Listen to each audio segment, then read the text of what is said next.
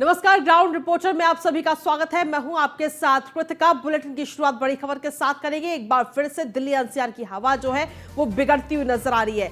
Delhi NCR में प्रदूषण से राहत नहीं मिल रही है। दिल्ली का औसतन एक्यूआई इस वक्त 339 दर्ज किया गया है। गुरुग्राम का औसत एक्यूआई 338 दर्ज किया गया। गाजियाबाद का 305, वहीं ग्रेटर नोएडा का 319 रिकॉर्ड दर्ज किया गया है।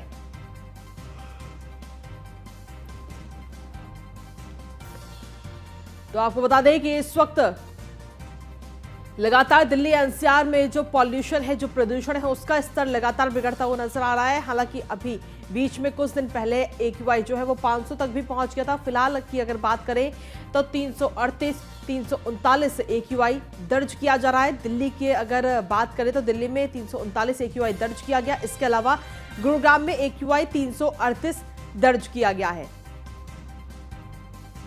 गाजियाबाद में 305 एक्यूआई दर्ज किया गया है। ग्रेटर नोएडा में 319 एक्यूआई दर्ज किया गया है। तो एक बार फिर से दिल्ली एनसीआर की जो आबो हवा है वो एक बार फिर से बिगड़ती हुई नजर आ रही है। तो ऐसे में पॉल्यूशन तो खूब सारा देखने को मिल रहा है, लेकिन इसका सॉल्यूशन का अभी तक कोई सॉल्यूशन इसका नहीं मिल रहा है।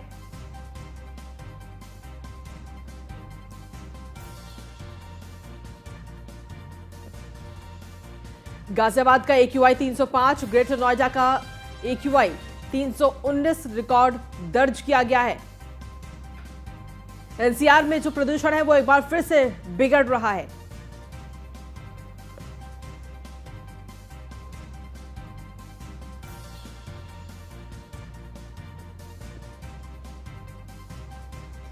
और इसी पर अधिक जानकारी देने के लिए हमारे साथ में अलग अलग जगह से हमारी टीम इस वक्त जुड़ रही है। लखनऊ से स्कंदिता मिश्रा और गाजियाबाद से जितेंद्र गौतम और नोएडा से प्रिया राणा हमारे साथ जुड़ रही हैं।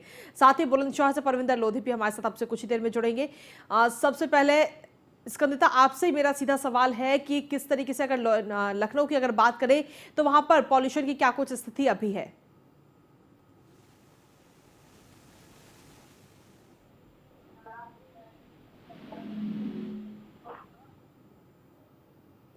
स्कंदिता, आपकी आवाज हम तक नहीं पहुंच पा रही है। आपके पास वापस में आती हुई हमारे साथ में परविंदर लोधी इस वक्त जुड़े हुए बुलंदशहर से।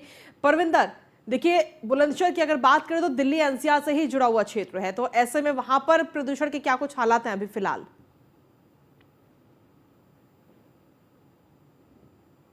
हुआ है, लेकिन यहाँ जो प्रदूषण है वो लगातार बढ़ता जा रहा है, जिसके कारण जो लोग हैं उनकी हालत काफी बिगड़ती जा रही है। जिला अस्पतालों की बात करें तो यहाँ पर जो आंखों के जो मरीज हैं, जिनको आंखों में जी। जलन हो रही है, साथ ही साथ जो हृदय से जुड़े हुए लोग हैं, जिनको बीमारियां हैं, ऐसे लोगों की जो तादाद है अस्पतालों में बढ़ती जा रही है। तो बुलंदशहर में जो एक्यूआई है यहाँ करीब 300 के करीब पहुंच रहा है। ये कम होने का नाम नहीं ले रहा है। जी। हालांकि जो खाना पूर्ति प्रशासन की तरफ से लगातार की जा रही है, लेकिन सबसे बड़ी जो कृति का वजह है वो ये है कि जो किसानों की जो अवशेष होती है उसको जो किसान जला देते हैं, बावजूद मना करने के बावजूद ये लगातार जलाई जा रही है। पराली है इसमें, और तमाम जो गन्ने का है जो उसकी पाती होती है उसको भी लगातार बुलंदशहर में जलाया जा रहा है। हालांकि जो प्रशासन है सैटेलाइट के माध्यम से ऐसे किसानों को चिन्हित करके उन पर कार्रवाई भी की जा रही है। अब तक बुलंदशहर में कई दर्जन किसानों पर जुर्माना भी लगाया गया है, लेकिन कहीं ना कहीं लोगों में अवेयरनेस की कमी भी इसको कहा जा सकता है। जिस तरीके से प्रशासन अपनी लाख प्रयास कर रहा है, उसके बावजूद भी जो किसान इस तरीके की हरकतों से बाज नहीं आ रहे हैं, जिसका जो खामियाजाना है तो जो तमाम जो आम जनता है उसको उठाना पड़ रहा है। बुलंदशहर में ये अब इस दौरान जो तमाम इस तरीके के जो लोग हैं उनको दिक्कतें को सामना भी करना पड़ रहा है। जी कृतिका। ठीक है, आपके पास वापस आते परविंदर। प्रिया राणा हमारे साथ जुड़ी हुई है नोएडा से। प्रिया, नोएडा की आबो हवा भी बेहद खराब स्थिति में है। 300 एक्यूआई यहां पर अक्सर पहुंचा रहता है, तो ऐसे में अभी तक क्या कुछ प्रशासन की तरफ से कदम उठाए गए हैं इसको कंट्रोल करने के लिए? जी कृतिका, बिल्कुल। देखिए, अगर आप देखेंगे पीछे की तस्वीरों में भी तो अभी भी जो विजिबिलिटी है बहुत कम नजर आ रही है। जो एक्यूआई अगर हम बात करें दिल्ली एनसीआर का तो पहले लगभग 500 के करीब पहुंच गया था। वहीं आज की बात करें तो ग्रेटर नोएडा में 319 है। हालांकि थोड़ा स्तर कम तो हुआ है, लेकिन लोगों को जो परेशानी है, समस्याएं हैं, अभी भी हो रही है।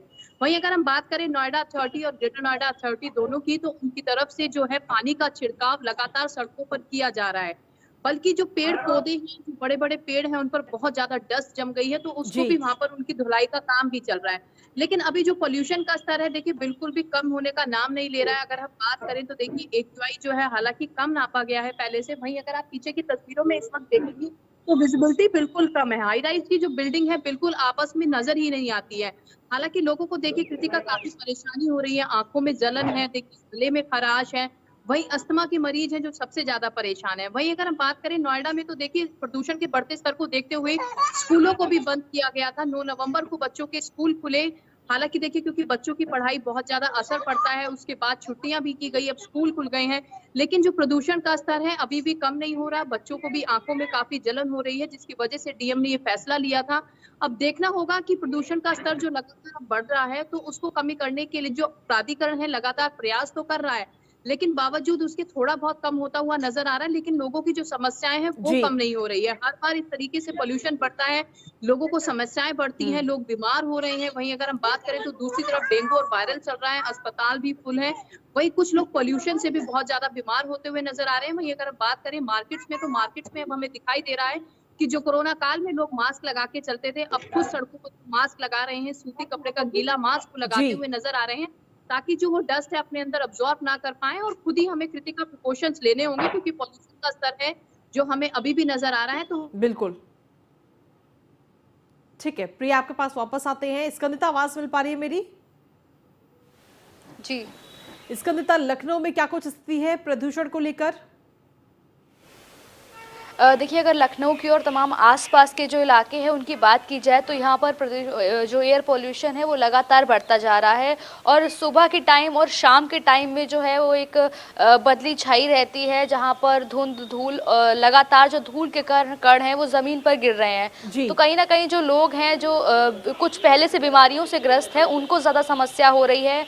और जो लगातार जो पानी के छिड़काव की बात की जा रही है और स्मोक एब्जॉर्बर के थ्रू भी जो है पॉल्यूशन को कम किया जा रहा है। कुछ लोग पर्सनल लेवल पे अपने घर के आसपास पानी का छिड़काव करके पॉल्यूशन को कंट्रोल करने में कोशिश कर रहे हैं। बाकी बड़े लेवल पे भी स्मोक ऑब्जर्वर से जो पॉल्यूशन है उसको कम करने की कोशिश की जा रही है, क्योंकि स्पेशली सुबह और शाम के टाइम में जो है हम जैसे आसमान में देखेंगे कि तो एक बदली सी छाई रहती है, लगातार जो धुंध है और धूल के कण हैं वो ज़मीन पर गिरते हैं, जिसकी वजह से लोगों के लिए काफ़ी ज़्यादा हानिकारक है। और जो मॉर्निंग वॉक करने के लिए सुबह सुबह लोग निकलते हैं उनको वो सबसे ज़्यादा इन सारी चीज़ों को ऑब्जर्व कर पाते हैं और उनको सबसे ज़्यादा समस्या हो रही है। क्योंकि जो लोग रोज़ ही टहलने निकलते हैं या एक्सरसाइज के बहाने जो निकलते हैं पार्क वगैरह में, तो वो देखते हैं सुबह 5 बजे 4 बजे के टाइम पे जो आसमान में बदली छाई रहती है। और यही कारण है कि इसकी वजह से जो वहाँ का लखनऊ का और उसके आसपास जो क्षेत्र है वहाँ का एक्यूआई कितना दर्ज किया जा रहा है अभी? जी, इस वक्त का अभी आज का एक्यूआई 295 के करीब है। जो आज का एक्यूआई ऑब्जर्व किया गया है वो 294 है। इसके अलावा जो लगातार जो तापमान बढ़ रहा है, तापमान भी कल 15 था, आज 16 डिग्री के करीब है। और जो लोग हैं उनको काफ़ी ज़्यादा समस्या हो रही है। जैसे सुबह के टाइम में स्पेशली और शाम के टाइम में लोगों को ज़्यादा समस्या होती है, क्योंकि उसके बाद तो जैसे धूप निकल आती है तो जो पोल्यूशन है वो धीमे धीमे छट जाता है। लेकिन जो समस्याएँ हो रही हैं वो कहीं ना कहीं अपने आप में ये है कि हाँ, किसी तरीके से लोग जो पर्सनल लेवल पे कम कर पा रहे हैं वो वैसे भी कोशिश कर रहे हैं। इसके अलावा कुछ लोगों का कहना ये भी है कि जो लगातार गाड़ियां बढ़ रही हैं और जो सड़क पर जो धूल और जो गंद इकट्ठा होता है उसकी वजह से भी कहीं ना कहीं पॉल्यूशन है, तो उस पर भी कुछ कहीं ना कहीं कंट्रोल करने की ज़रूरत है। और ये एक पर्सनल लेवल से किया जा सकता है कि कैसे जो गाड़ियाँ हैं जो हर साल बढ़ाई दी जाती हैं उनकी वजह से भी कहीं ना कहीं ऐसा लग रहा है कि कम किया जा सकता है। चलिए आपके पास वापस आते हैं। परविंदर, बुलंदशहर में जो लोग प्रदूषण को बढ़ावा देने में सहभागिता कर रहे हैं, क्या उनके खिलाफ अभी तक कोई कार्रवाई प्रशासन की तरफ से की गई है?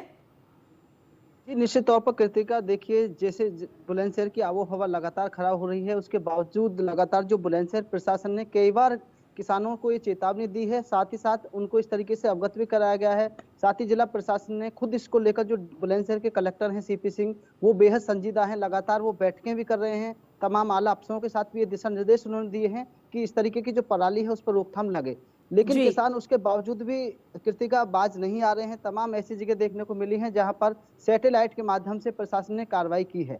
हालांकि जो बुलंदशहर प्रशासन का दावा है कि आगे से जो इस तरीके की जो अवशेष है उसको जलाएंगे फसलों को, तो उन पर आगे फिर कड़ी कार्रवाई के भी जो जिला प्रशासन की तरफ से दिए गए हैं। लेकिन आम जन को इसमें समझने की जरूरत है कृतिका, क्योंकि जिस हिसाब से आज के जो आबो हवा है वो बेहद खराब हो चुकी है। ऐसे में जो तमाम लोग हैं उनको तमाम दिक्कतों का सामना करना पड़ रहा है। अस्पताल की तरफ जो ऐसे लोग हैं उनकी जो लगातार संख्या में इजाफा हो रहा है, तो ऐसे में कहीं ना कहीं जो किसान लोग हैं उनको भी समझना होगा। जो जिला प्रशासन ने लगातार बार बार किसानों से अपील भी कर रहा है कि किसान भाई इस तरीके से जो सावधान हो जाएं और इस तरीके से जो पराली है या तमाम जो गन्ने की जो पाती है या इसके अलावा कोई और अवशेष है उसको ना जलाएं, जिससे कि जो आमजन को इस तरीके की जो नुकसानदायक है वो ना हो पाए, उनका नुकसान ना हो पाए। जी कृतिका। ठीक है। प्रिया, क्या नोएडा में भी, क्योंकि कई जगह पर कूड़े के ढेरों को आग के हवाले किया जाता है जिससे कहीं ना कहीं प्रदूषण में इजाफा होता है। हालांकि अगर नोएडा की बात करें तो कई बार जब हम खुद वहां से निकलते हैं नोएडा के अंदर, तो कई जगह पर स्मोक टावर भी और साथ ही पानी का छिड़काव पेड़ों पर, उनके अंदर और सड़कों पर किया जाता है ताकि प्रदूषण पर किसी भी तरीके से कंट्रोल किया जा सके। जी कृतिका, बिल्कुल देखिए जो कार्रवाई है वो प्रशासन की से अभी भी चल रही है। वहीं अगर हम बात करें स्मोक टावर की, तो लगातार जो पॉल्यूशन का स्तर बढ़ रहा था, वो जो स्मोक टावर बनाया गया था वो बंद था। हालांकि सभी लोगों ने खबर लगाई, उसके बाद मंत्री जी ने संज्ञान लिया, उसके बाद में चालू भी कर दिया गया है। लेकिन वहीं अगर हम बात करें ईंट भट्टों की जो ग्रेटर नोएडा साइड में बने हैं, उन पर भी रोक लगाई गई थी, उन्हें बंद किया गया था। लेकिन कुछ लोग हैं जो अभी चोरी से उस काम को कर रहे थे, जिसके लिए प्रशासन ने अपने कड़े कदम उठाए, वहां जाकर वो जागरूक लोगों को किया और वहां पर बंद कराया और बहुत सारे लोगों के चालान भी काटे गए।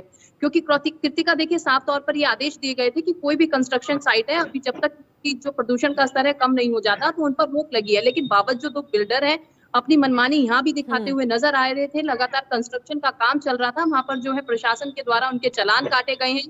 और अभी तो फिलहाल जो जमीनी स्तर पर नजर आ रहा है वो यही नजर आ रहा है कि कंस्ट्रक्शन साइट बंद है।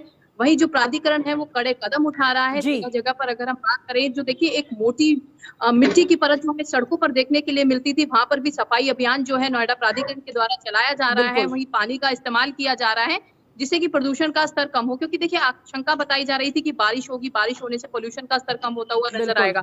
हालांकि मौसम बना, उसके बावजूद भी का बारिश नहीं हुई है, तो देखिए पोल्यूशन का स्तर अभी भी आप पीछे की तस्वीरों में देखेंगी तो एक जो कोहरे की चादर हम कहते हैं वो धुंध की चादर ना होकर एक प्रदूषण की चादर हमें नजर आ रही है, जिससे लोगों को काफी समस्याएं हो रही है। और प्राधिकरण अपने कदम जो है लगातार बढ़ा रहा है, को जागरूक भी कर रहा है। हालांकि अब बात की जाए तो ऑड इवन नंबर गाड़ियों की बात भी की जा रही थी कि अगर पोल्यूशन का स्तर घटता हुआ नजर नहीं आता, तो जिस तरीके से दिल्ली सरकार ने गाड़ियों के ऑड इवन नंबर से गाड़ियां चलानी शुरू की थी, तो कुछ ऐसा ही नियम यहाँ पर लाया जाएगा। हो सकता है कि आने वाले टाइम में ऐसा नियम बने, क्योंकि देखिए पोल्यूशन का स्तर भले ही कम हो रहा हो लेकिन जो खत्म होता हुआ वो अभी नजर नहीं आ रहा है। जी कृतिका। जिस तरीके से अगर देखा जाए तो उत्तर प्रदेश में स्कूलों को लेकर भी फैसला लिया गया था, क्या बच्चों को अभी वापस स्कूल बुलाया गया है?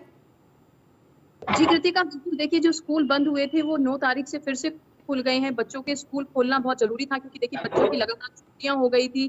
पहले कोरोना काल में भी बच्चे जो पढ़ाई से हैं, जो ऑनलाइन क्लासेस ले रहे थे, देखिए फिर भी प्रशासन के द्वारा कदम उठाए गए। क्योंकि देखिए जो माता पिता हैं उन्होंने ये अपनी समस्या बताई कि बच्चों को परेशानी हो रही है, जिसकी वजह से स्कूल बंद किए गए थे। हालांकि स्कूल जो है दोबारा सुचारू रूप से शुरू कर दिए गए हैं। बच्चे स्कूल में तो जा रहे हैं, लेकिन कृतिका समस्याएं जो है अभी कम होने का नाम नहीं ले रही। क्योंकि देखिए सबसे नन्हे मुन्ने बच्चे हैं, उनकी आंखों में जलन हो रही है, अस्थमा के मरीज हैं, लोगों को गले में जलन है, आंखों में जलन है। तो लोग देखिए अपने आप ही खुद ही प्रिकॉशंस लेते हुए नजर आ रहे हैं। अपने घरों के आगे खुद ही पानी डाल लेते हैं, छिड़काव कर लेते हैं, ताकि जो पोल्यूशन का स्तर है कम हो और जो धूल है उनके अंदर तक वो लोग कम अब्सॉर्ब कर पाए। जी कृतिका। चलिए, शुक्रिया आप तीनों का बहुत बहुत जानकारी देने के लिए तमाम।